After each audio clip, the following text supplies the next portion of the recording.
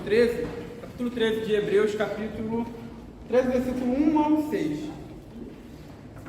Capítulo 13 de Hebreus, versículos do 1 ao 6.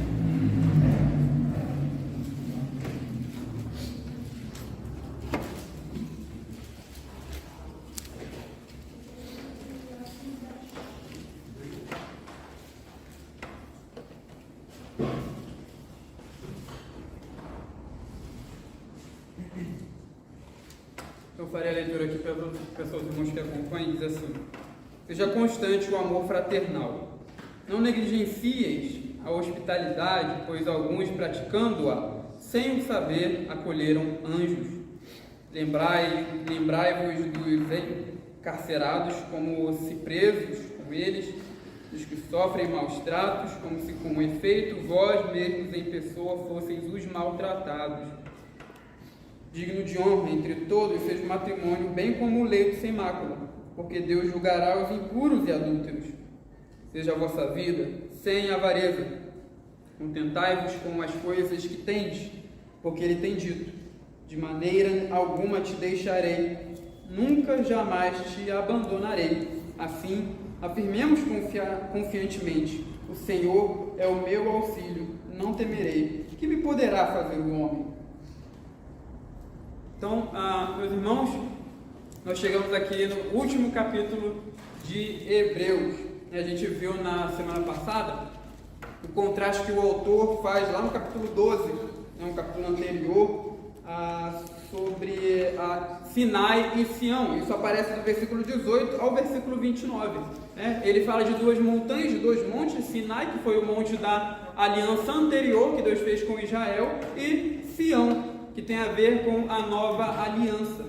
Esse monte é o monte celestial, onde fica a cidade celestial, a nova Jerusalém que desce do céu. E nós vimos que nesse contraste, enquanto o autor faz esse contraste entre Sinai e Sião, ele também fez advertências a nós para o cuidado que nós devemos tomar no fato de nós ouvirmos a palavra de Deus e obedecermos ela.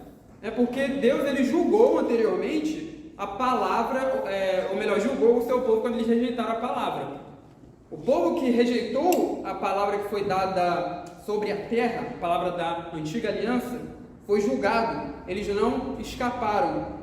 Muito menos nós escaparemos se nós rejeitarmos a palavra da nova aliança, se nós rejeitarmos aquele que dos céus nos adverte. Então a gente viu aqui que ele faz um argumento, ele monta uma argumentação cuja lógica vai do menor para o maior. A palavra anterior foi levada muito a sério, e aqueles que desobedeceram foram castigados, eles não escaparam. Agora há uma nova revelação, uma revelação maior que Jesus Cristo nos traz, e uma nova aliança. Se eles não escaparam, muito menos nós escaparemos. Então veja que o argumento é do menor para o maior. E aí ele termina a advertência do capítulo 12, nos chamando a servirmos a Deus, que aparece no versículo 28 do capítulo 12. Por isso, recebendo nós um reino inabalável, retenhamos a graça, pela qual servamos a Deus de modo agradável, com reverência e santo temor. No versículo 29 ele termina: porque o nosso Deus é fogo consumidor. E agora ele chega aqui no capítulo 13, o versículo 1 ao versículo 17, nos fala aí de várias exortações, Então, capítulo 13, do versículo 1 ao 17, são exortações que o autor aos Hebreus traz para, no caso aqui, no seu público, aqui, composto de judeus cristãos, mas também serve para nós. E esse trecho nós dividimos aí em duas partes. A gente vai ver hoje do versículo 1 ao 6, porque é muita coisa, Ele faz várias exortações aqui. A gente vai ver do versículo 1 ao 6 hoje. Na próxima ocasião a gente vai ver o resto desse capítulo, as outras exortações. Então, o que o autor faz aqui, o que o autor dos Hebreus faz aqui, é muito comum nós vemos em outros documentos, em outras cartas do Novo Testamento, por exemplo, nas cartas paulinas.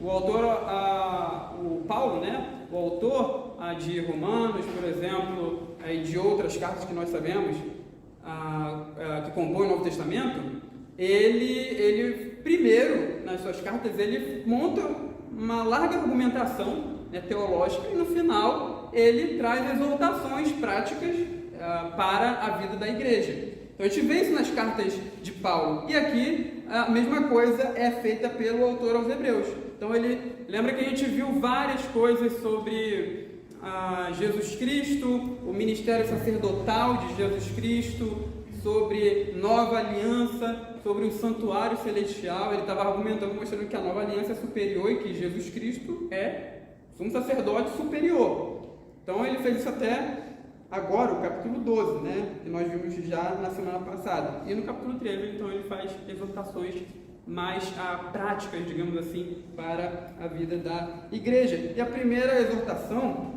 o primeiro imperativo dado a nós é: seja constante o amor fraternal. Em outras palavras, ele nos chama a amarmos como irmãos, amarmos uns aos outros como a irmãos. E ele usa aqui o imperativo grego, que é usado no sentido de continuar a fazer alguma coisa. Então, o que ele está dizendo? Continuem amando uns aos outros como irmãos. Que o amor fraternal seja contínuo. Vocês já estão fazendo isso, porque ele fala isso já no capítulo 6, de que eles praticavam o amor. Lembra lá que no capítulo 6, versículo 10, ele diz assim: Deus não é injusto para se esquecer do trabalho que vocês fizeram a Ele, pois vocês serviram aos santos e vocês continuam servindo. Então eles já tinham servido aos santos, demonstrando amor, e eles continuavam servindo. Mas ele fala aqui, continue isso, né? Seja contínuo o amor fraternal. E esse amor fraternal, é óbvio que para a gente amar fraternalmente, a gente tem que considerar uns aos outros irmãos. E essa é uma verdade que aparece até mesmo no Antigo Testamento. Israel, a nação de Israel, era composta de várias pessoas que consideravam umas às outras irmãs. Eles se consideravam irmãos uns dos outros. Por quê? A gente sabe que Israel, a nação de Israel, como é que eles são chamados na Bíblia? Filhos de Israel, filhos de Jacó. Então eles eram filhos, todos filhos de um só pai. E também a gente sabe que eles são descendência de Isaac, descendência de Abraão. A Deuteronômio capítulo 22, por exemplo, versículo 1 ao 4, mostra essa ideia de que os israelitas eram irmãos uns dos outros. E isso aqui continua no Novo Testamento. É claro que no Novo Testamento essa ideia de irmão, né, é reconfigurado, porque a gente sabe que nós somos irmãos uns dos outros por causa do Messias. Então, a pessoa, para ser considerada a filha de Deus e ter irmãos na fé, é preciso estar ligada ao Messias, a Jesus Cristo, né? Então essa ideia da irmandade, digamos assim, ela sofre uma reconfiguração no Novo Testamento, e o autor ele já trouxe essa concepção de que os crentes são irmãos uns dos outros também no começo, lá no começo de Hebreus, lá no capítulo 2, ele fala que Deus está levando muitos filhos à glória e que Cristo é o nosso irmão. Ele é o primogênito entre muitos irmãos, ele é o primogênito por excelência, né?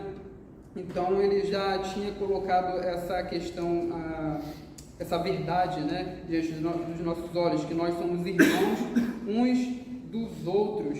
E ele então aqui nos chama a praticarmos um amor fraternal, um amor que existe dentro de uma família. E esse ensino ético de amarmos uns aos outros como irmãos aparece também em outros trechos do Novo Testamento. Romanos 12, 10, por exemplo. Eu peço aos irmãos que abram aí, Romanos 12, 10.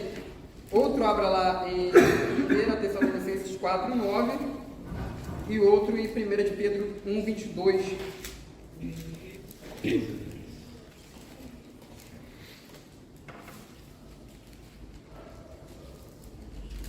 Quem abriu aí o primeiro texto de Romanos 12, 10 pode ler. Amai-vos cordialmente uns aos outros com amor amor fraternal, preferidos em honra uns aos outros. Você está vendo? Amai-vos uns aos outros com amor fraternal, com amor de irmãos. 1 Tessalonicenses 4:9. No tocante ao amor fraternal, não há necessidade de que eu vos escreva, porquanto vós mesmos estáis por Deus instruídos que deveis amar uns aos outros. E 1 de Pedro 1:22. 1 de Pedro 1:22. Tendo purificado a vossa alma pela vossa obediência à verdade, tendo em vista o amor fraternal não fingido, amai-vos de coração uns aos outros ardentemente. Você está vendo? Não só o autor aos Hebreus, mas também a Paulo e Pedro, eles mostram, ele chama a viver dessa maneira.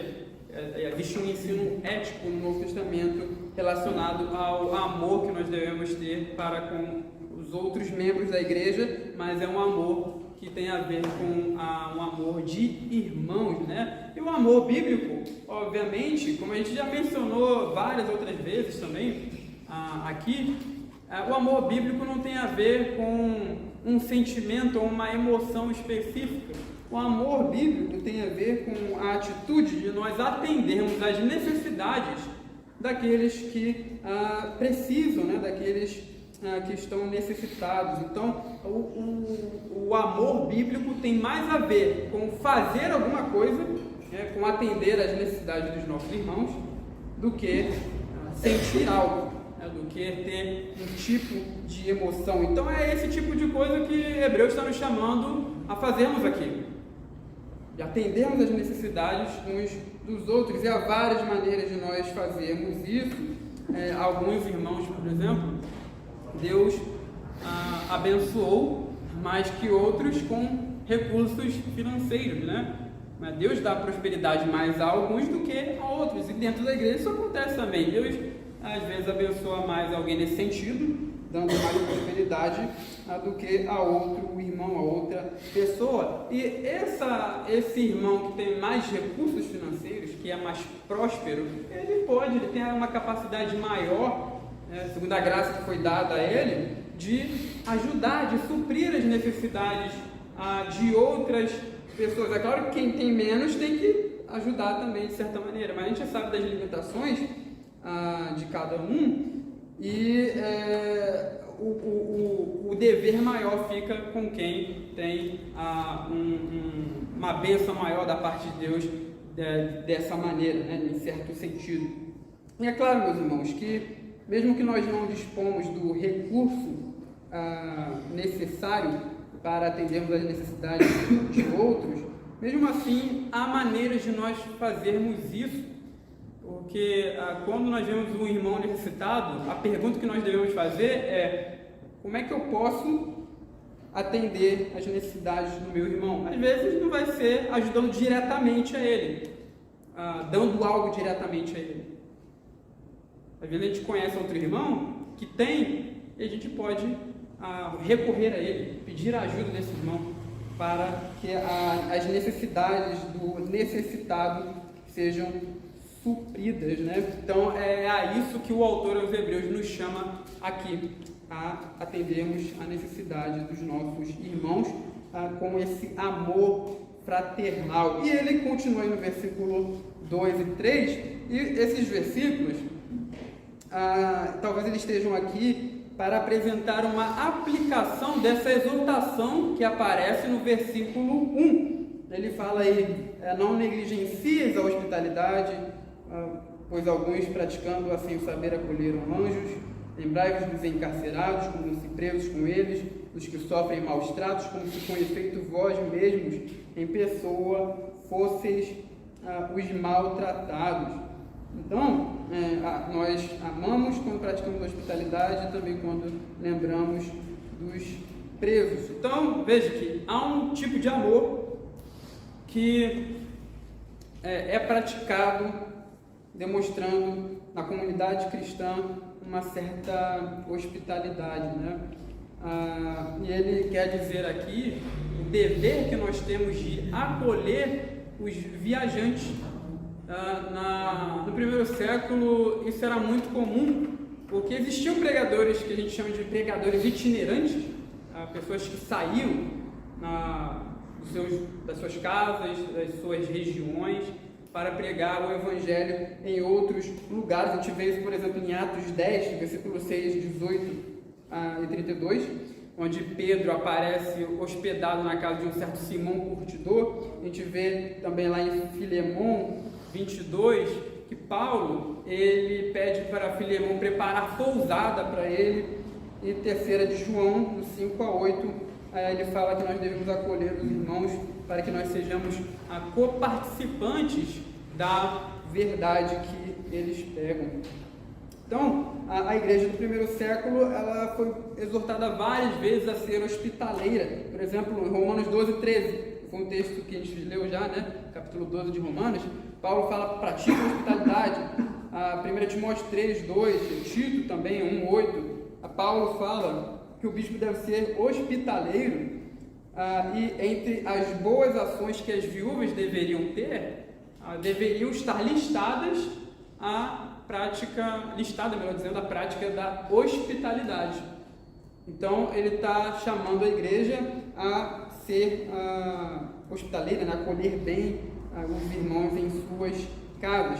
Mas, possivelmente, essa exortação aqui para ser hospitaleiro talvez esteja relacionada a pessoas que a gente não conhece, tá? Por que pode dar a entender isso aqui? O que ele fala no versículo 2, que alguns, sem saber, outrora acolheram anjos. Ou seja, a pessoa não conhecia aquele ser que estava na frente dela, que precisava de hospitalidade, e ela acolheu em sua casa. Então dá a entender que ele está falando de praticar a hospitalidade não somente dentro da comunidade cristã, no povo de Deus, mas também com pessoas de fora, né? Essa exortação aqui é estranha, um pouco estranha para a gente, porque não é muito comum hoje a gente fazer isso, né? As pessoas ficam com medo de colocar outras pessoas dentro de suas casas. A gente pensa logo, né? Como é que eu vou colocar alguém que eu não conheço dentro da minha casa? Não sei, não conheço ela, não sei o que ela é, o que ela pode fazer. Mas é claro que a gente tem que lembrar do contexto em que essa ordem foi dada, tá? Porque o mundo daquela época não era o mundo de hoje. E naquela época, as hospedagens, as estalagens eram bem perigosas, né? Os viajantes eles estavam sujeitos a todos os tipos de males, roubos, furtos e até mesmo a morte.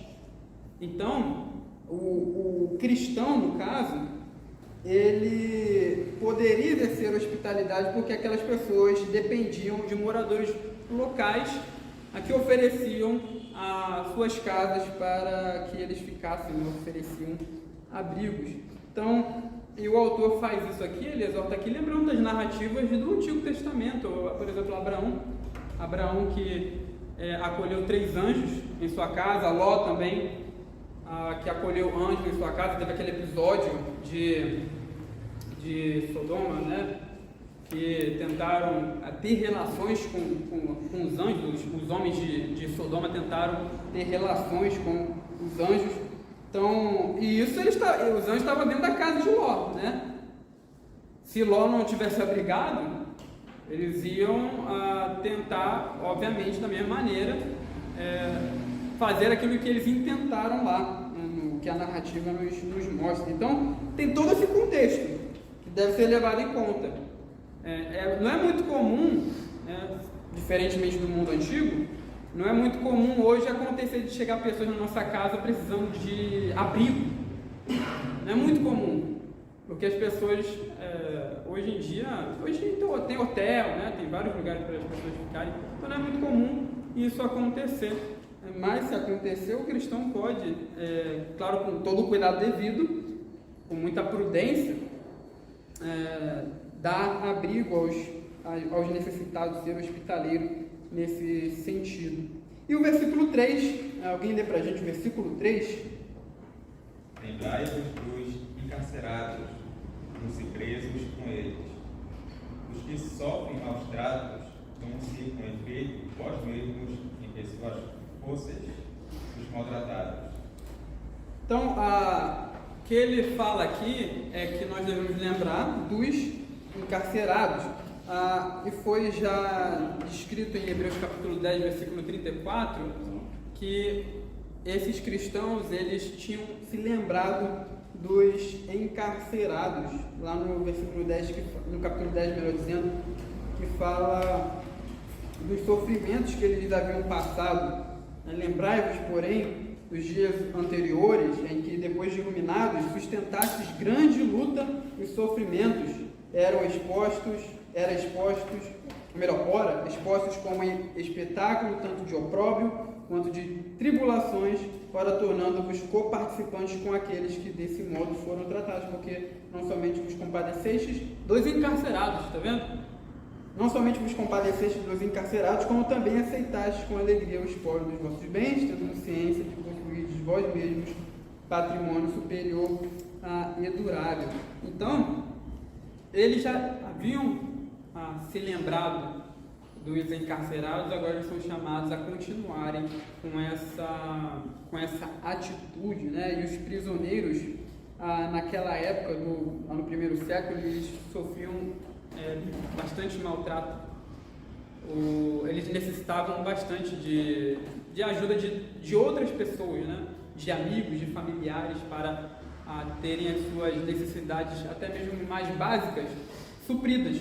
Então é por isso que naquela época, mais ainda, havia necessidade de se lembrar dos presos, dos encarcerados. Aqui está falando de preso cristão, né? De encarcerado, pessoas que eram presas por sua fé, né?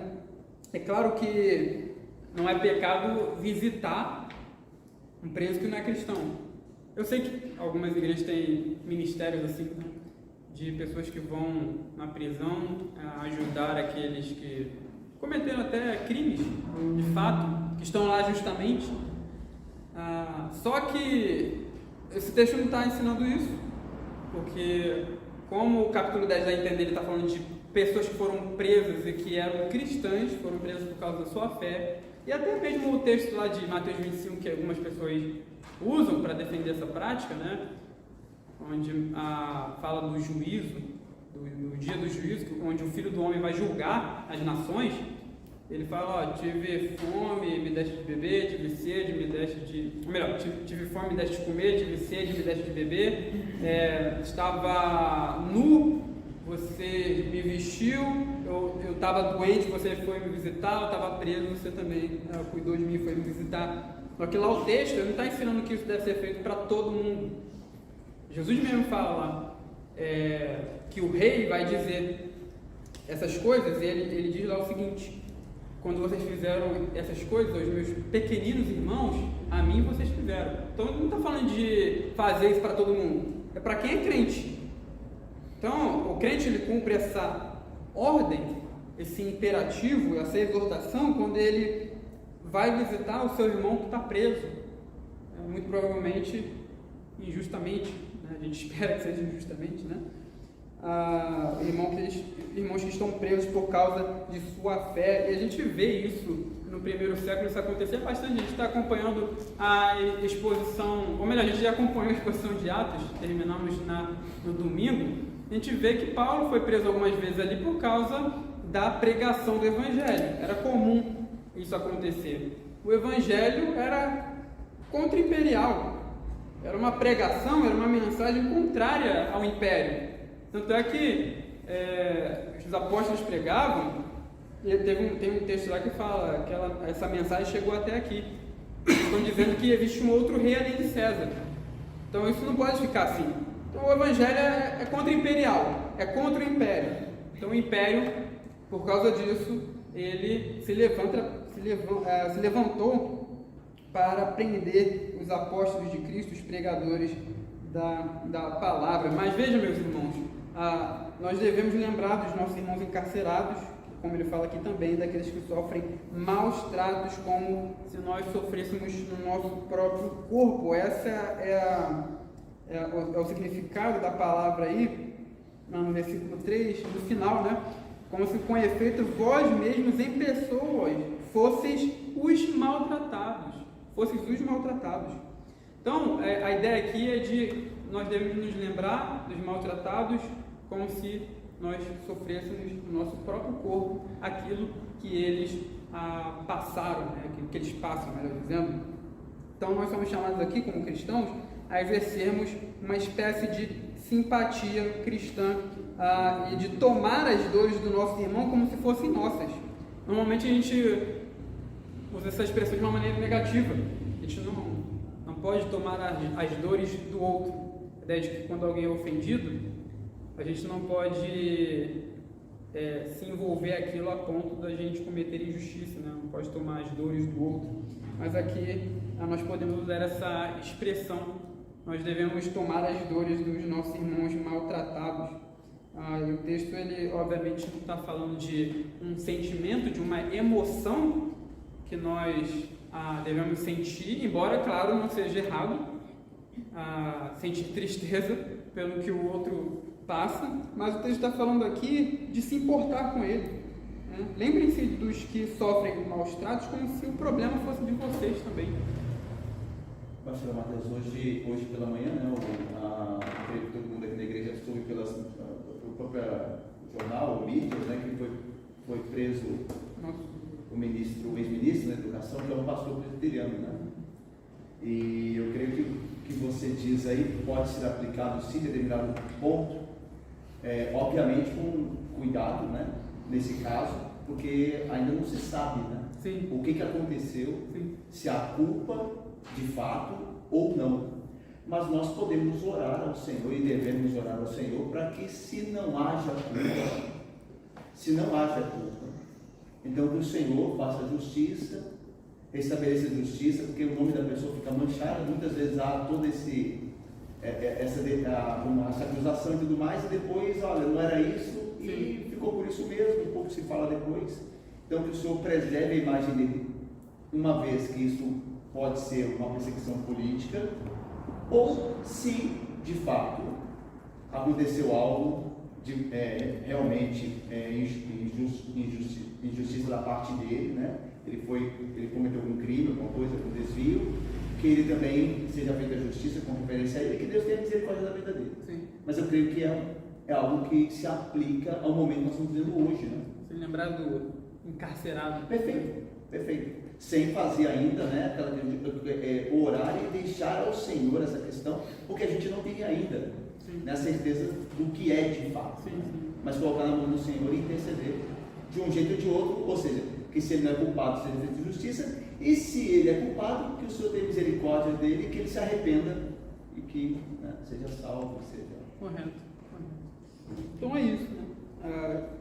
O autor aos Hebreus, né, já fala que é Paulo, mas provavelmente não é, né, mas o autor aos Hebreus nos chama aqui a exercer um tipo de empatia ou simpatia cristã, se importando com aqueles que sofrem, com os presos, com os maltratados. E o versículo 4 diz o seguinte: digno de honra entre todos seja o matrimônio, bem como o leito sem mácula, porque Deus julgará os impuros. Então, aí é claro, né? O matrimônio, o casamento, que é entre homem e mulher, deve ser guardado imaculado, digno. Ele fala o leito sem mácula. Leito sem mácula é um eufemismo, uma expressão para o intercurso, né, do casal, para a relação do casal, né? E o casamento, meus irmãos, principalmente na época que nós vivemos também, mas naquela época, lá no primeiro século, o casamento foi atacado muitas vezes por causa de visões equivocadas, visões erradas do mundo daquela época. Havia, em primeiro lugar, aqueles que achavam que o casamento era um obstáculo para se alcançar a santidade. Então, por exemplo, parece que alguns irmãos lá da igreja de Corinto tinham esse tipo de pensamento. Então, aqui lá no capítulo 7, Paulo fala: quanto ao que me escrevestes, bom é que o homem não toque mulher. Paulo não está falando Paulo não está falando isso, né? Bom é que o homem não toque mulher. Ele está dizendo que eles escreveram isso para ele. Quanto ao que vocês me escreveram, bom é que o homem não toque em mulher. Algumas versões da Bíblia até trazem esse trecho entre aspas, e aí dá para entender melhor ali o que Paulo está falando. Mas havia essa visão de que o casamento era um obstáculo para a devoção, um obstáculo para a santidade. E havia outra visão que era prejudicial também, que é a que aparece aqui no nosso texto, a visão que o autor se menciona aqui no nosso texto, de que a castidade, ou melhor, o casamento e a castidade eram vistos com desprezo, e não, essa visão não era contrária a uma vida imoral dentro do casamento. Então, alguns autores gregos, por exemplo, eram a favor de o cara que está casado, ele ter relação com uma escrava, com uma concubina, e a gente vê que existia várias atitudes promíscuas de pessoas, tanto do mundo romano quanto do mundo grego, que são promiscuidades que também aparecem no nosso tempo, né, no século XXI, mas a gente vê, por exemplo, lá no primeiro século, que a imoralidade masculina, né, era predominante, existia prostituição, pederastia, homossexualidade, os imperadores vários deles foram homossexuais. Suetônio fala que Nero, ele casou com um tal de Esporos. Nero era terrível, as coisas que ele fazia eram terríveis, né? E outros imperadores também foram bastante imorais, e também praticavam relações ilícitas de várias maneiras. E é claro que no nosso tempo há a tentação, uma tentação que não tinha tanto naquela época, porque hoje a maneira como a promiscuidade, a imoralidade se propaga é muito mais rápido do que naquela época. A gente vive na era da informação e hoje em dia a gente vê promiscuidade em todo lugar. Você não é na rua, é na internet, né, na tela de um computador, nos outdoors, né, em vários lugares a promiscuidade é propagada, e aqui nós somos chamados a sermos contraculturais. O autor aos Hebreus, ele é contracultural, contra a cultura da época. Ou seja, o casamento tem que ser mantido digno, o leito, o intercurso do casal tem que ser algo sem mácula, porque Deus julgará os adultos. Então ele está chamando aqui aos cristãos a serem contraculturais. O casamento criado por Deus, foi criado por Deus, e nós devemos ter uma visão adequada e digna do casamento e do intercurso sexual de pessoas que são casadas, né? E para aqueles que se aventuram por aí sem levarem a sério esse tipo de coisa, sem levarem a sério o casamento, o matrimônio criado por Deus, usando a sexualidade como se fosse um brinquedo, para esses há o juízo de Deus. Deus julgará os impuros, julgará os adúlteros e julgará os impuros. E a gente não deve pensar que esse julgamento ele é para o futuro apenas, para o juízo final. Não, a gente sabe muito bem que pessoas que vivem por aí brincando com a sua sexualidade, elas acabam sendo julgadas nessa vida mesmo. Quantas pessoas aí que vivem na promiscuidade veem o juízo de Deus baterem a porta, né, com doenças sexualmente transmissíveis, remorso, amargura, cicatrizes emocionais e outros tipos de juízo. Então, isso não é para o mundo vindouro apenas, é para agora também. Tá? Quem vive uma vida promíscua e imoral, essa pessoa, ela chama para si o juízo de Deus. Então, nós devemos manter o casamento, o matrimônio, o leito, que é um intercurso, né, do casal, sem mácula, com uma visão adequada, porque o casamento foi criado por Deus e ele é santo.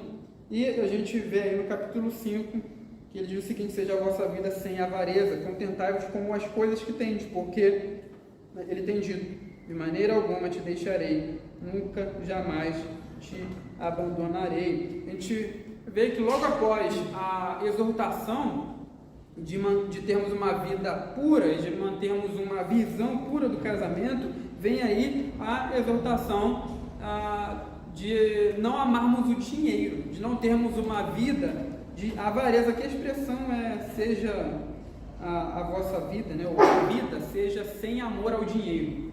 A vida seja sem amor ao dinheiro. Então veja que as duas coisas estão juntas. E é comum em alguns textos das Escrituras nós vermos que o pecado da imoralidade e também da avareza ou da cobiça, da ganância, eles aparecem juntos. Por que isso acontece? Porque ambos os pecados envolvem a busca por autogratificação. O imoral, ele quer satisfazer os seus próprios desejos, ele quer autogratificação. O avarento, o ganancioso, ele quer autogratificação. Então as duas coisas às vezes aparecem juntas nas Escrituras exatamente porque esses dois pecados, eles têm isso em comum, a busca desenfreada pela autogratificação.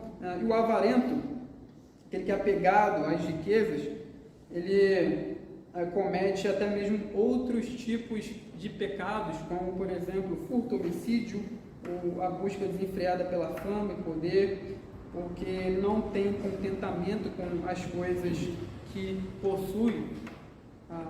A avareza, a ganância, ela leva a outras coisas.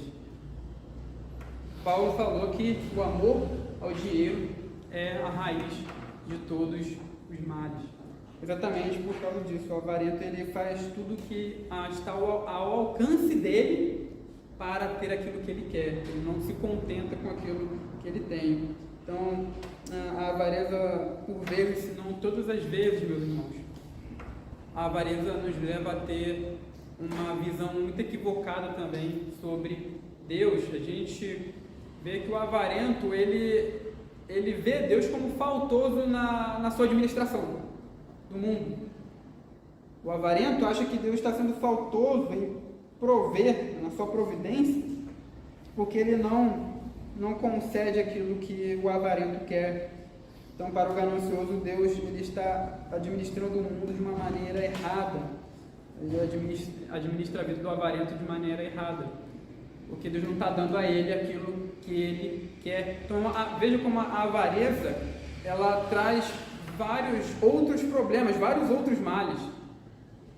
A avareza traz outros males. Então, como nós devemos resistir a isso, né? A uma vida de avareza?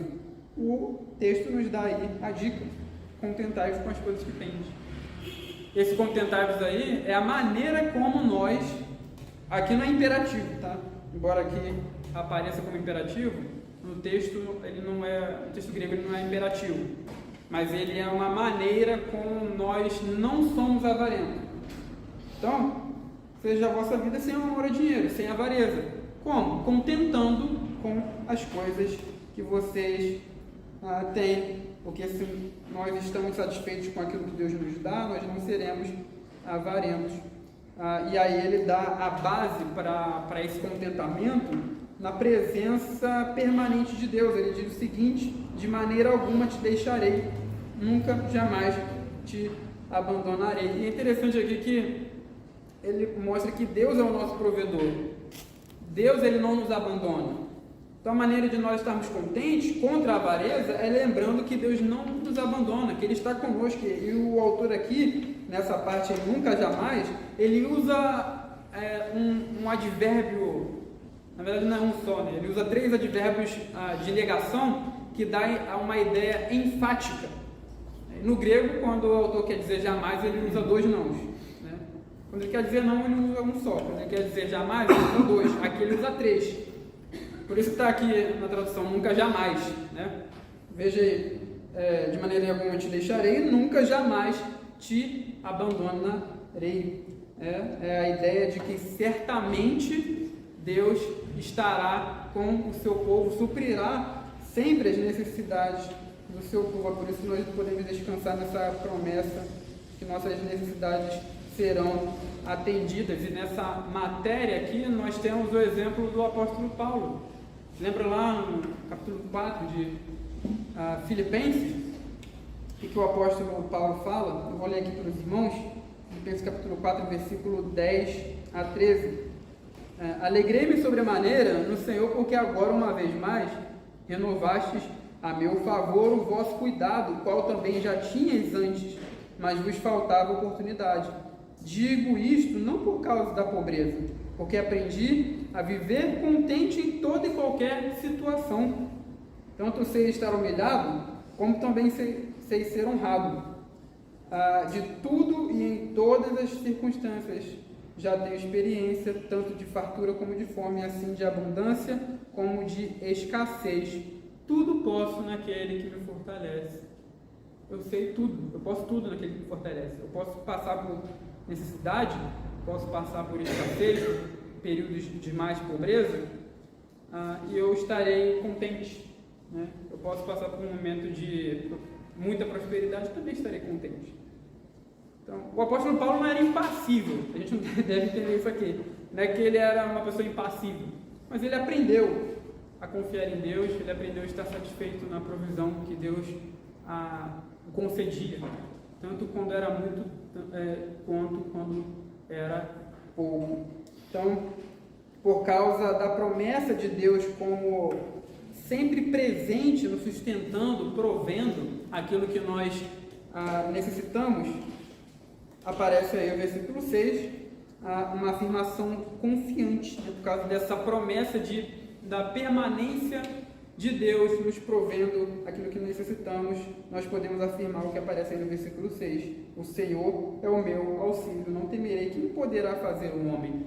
Ele está citando aqui o Salmo 118, versículo 6 e 7, cujo contexto fala da provisão de Deus enquanto ele frustra os desígnios dos ímpios. Então, nesse contexto aqui é interessante porque lembra que eles ele, no caso o autor de Hebreus, já falou que o seu público sofreu perda. Eles tiveram seus bens retirados deles. E eles passaram aquilo com alegria porque eles tinham consciência de terem um patrimônio superior e durável. Então, muito provavelmente o contexto aqui também tinha a ver com isso. Eles perderam coisas, mas eles deveriam passar aquilo com contentamento, né? Porque Deus ele era presente, era sustentador na vida deles, não os abandonaria. E é por isso que a gente pode também, como os hebreus, dizer que Deus ele é o nosso auxílio, nós não tememos homem nenhum. Então, no mundo onde homens maus trabalham para se enriquecer às custas de outros, como nós sabemos muito bem, né, os homens maus eles não medem esforços para conseguir coisas, conseguir bens, conseguir se enriquecer às custas de outras pessoas, tirando de outros para terem mais. Às vezes os cristãos nesse mundo são vítimas também disso, vítimas de assaltos, de furtos, outros males que geram o empobrecimento da nossa prosperidade. Às vezes a gente ouve aí de um irmão que foi assaltado, perdeu o celular, perdeu o carro, perdeu a moto, entraram na casa, roubaram tudo. Isso quando nós não temos os nossos bens tirados também, por causa de reprimenda contra a fé. Isso no Oriente é mais comum. Pessoas que perdem propriedades, perdem bens, sendo reprimidos por causa da fé que eles professam ter em Cristo Jesus. Mas ainda assim, meus irmãos, como cristãos nós podemos expressar uma confiança coerente com a verdade de que Deus é o nosso provedor. A promessa da presença constante de Deus deve nos levar a afirmar que o Senhor é o nosso ajudador e que nós não temos nada a temer, porque Deus é um Deus presente, é um Deus provedor. Então nós devemos confiar sempre nele. Então, esse foi o trecho primário que a gente estudou aqui nesse capítulo 13 de Hebreus. Na próxima vez que a gente voltar a Hebreus, a gente vai ver o segundo trecho dessa exortação que vai do versículo 1 ao versículo 17. Alguém tem alguma pergunta, alguma colocação? Então vamos terminar.